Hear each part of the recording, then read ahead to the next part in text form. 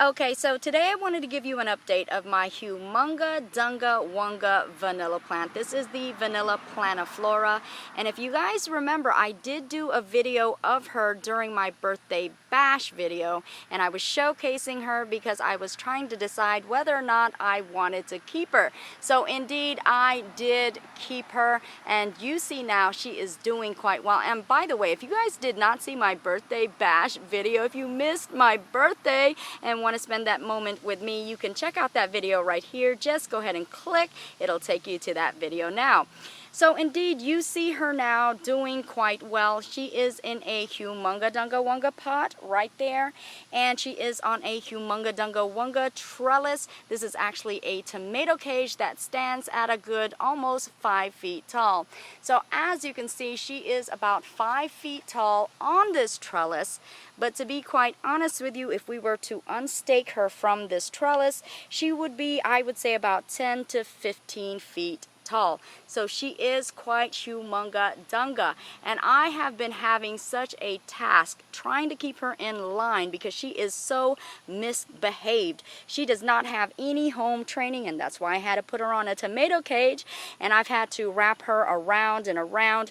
And right here, guys, is actually the top of one of her vines, and as you can see, I've actually had to put a twisty tie on her and kind of aim her downwards to try to get her to grow down this trellis versus upwards, which she wants to climb all over my branches and get up there, but we're not having any of that. Not in this house, okay? So indeed, I am trying to train her. And she indeed is loving the area, the home that she is in, because in this particular area she is getting bright light but still some shady conditions right here, because if we take a look up there, there is quite a nice canopy of vegetation and leaves above her, to where what she is actually getting is dappled light during certain portions of the day, and also that bright light as well, but no direct sunlight, of which you guys know can burn her very beautiful and fleshy leaves. So indeed, indirect bright or dappled light for this, and that is exactly what she is getting and also loving so much. And to keep her in tip-top shape, I ensure that I do mist her down at least once or twice a day. And if we take a step back, you will also see that there are a lot of plants and vegetation that surrounds her, so that acts as a wall or a barrier of protection, and also retains a lot of the moisture in which she loves as well, and is some of the reasons why she is doing so well in her conditions. But I do have to tell you, when I first moved her within this area right here, I actually had a panic attack, because there is one thing that I noticed. The roots that she originally came with that were so vivacious, so green, and so full of life actually withered and died away, completely desiccating, as you can see right here, and now you can see is completely without life. These roots are now dead, and you can actually notice them throughout the plant. So indeed, it had quite a reaction to the new environment that it was now in. You guys have to understand, this actual orchid right here came from a greenhouse with a whole lot of moisture, and now it was coming into my backyard. Differences in temperature and also within moisture and humidity level. So indeed, it went through such a temperature and a culture shock, and that is how the plant actually reacted.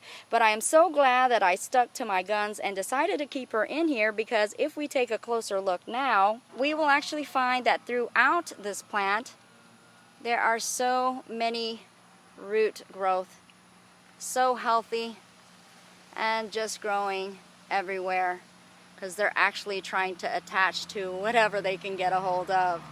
So no problem at all here. She didn't lose any plumpness in her leaves or her vines. So even though she did lose some roots in the beginning, it actually did not do any harm to this plant. It was just an adjustment that it had to go through. Now, because this vanilla plant is so large and is at such a great size, I did decide to go ahead and trim her back a little bit, and I did take 2 large cuttings off of her.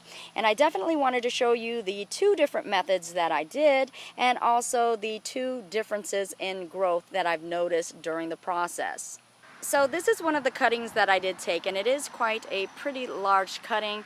This is actually about 3 feet in cutting right here, and it's just hanging off of the branches. I never did pot this up at all, and I just wanted to see if we could grow it without it having to be potted up. Now, one thing that I did notice about the cutting is the roots actually did die back. Also, the foliage wilted away, desiccated, and they fell off as well.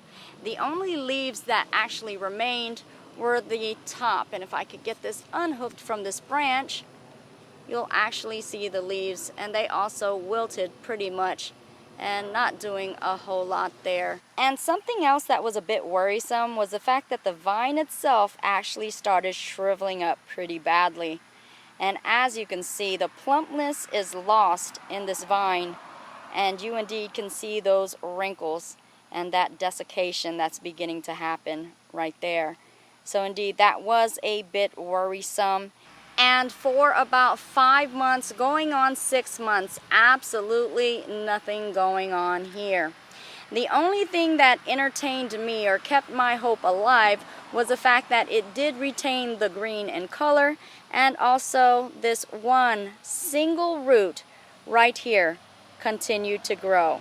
So indeed, it did indicate that there was some type of life left, but I just did not know if it was enough. And then there was this other cutting that I also did take from the plant, and this was also a larger cutting, about 3 feet tall as well. And as you can see, I have it on this trellis right here, but if we take it down, you will actually notice that I did plant it somewhat in this area right here. Now, they say when you are planting this in the somewhat ground, you can say, you don't actually plant it in the ground where you're digging a hole, but you actually get all of the debris and clutter at the bottom of the forest or your garden, wherever you're trying to plant it at, and you go ahead and just kind of put it above the ground and around the actual cutting. And that's exactly what I decided to do with this one. And the exact same thing happened to this vine cutting right here. All of the foliage and also the roots desiccated, dried up, and died back. It is left leafless and also rootless, except for this one particular leaf right here, which managed to sustain itself. But other than that, no roots and no leaves on this as well. But there was a major difference in this particular vine right here. Because as you are noticing, the color remains, and also the health and the plumpness as well. You are not noticing any desiccation or wrinkling in this vine, and as a matter of fact, it is very plump and looks very healthy. And let's take a close look of where we actually planted or situated the bottom of the vine. And I don't know how well we can see this, it is a little bit dark. But if we take a look and we remove the debris, right here, can you see that? Look at that. The roots have actually went into the ground. You can barely see it, but it's right there. That's the root. And that's a pretty healthy root system that has made it and is growing within the ground. So yes, this vine actually did take. But other than that, folks, nothing else. Nothing else for 5 whole entire months, going on 6 months, except for one thing. And that one thing is right there. That, my friend, is a start of a root on the actual vine. So yay, this is alive and well. And hopefully, maybe soon, we'll see some growth of some new vines. Now, please tell me that you guys did not lose hope or give up on the shriveled vine cutting. Because even though this looks so awful, let me tell you, there is signs of life. So if you remember that one long root that it had, if we follow it up to the vine, we will actually notice that there is a growth right there. And that is a new growth of a new vine that is to come. So indeed, there is still life in this orchid yet. And if we continue to move up the vine, we will also notice that there is yet another growth that is coming along. So yes, this is about to vine in different locations.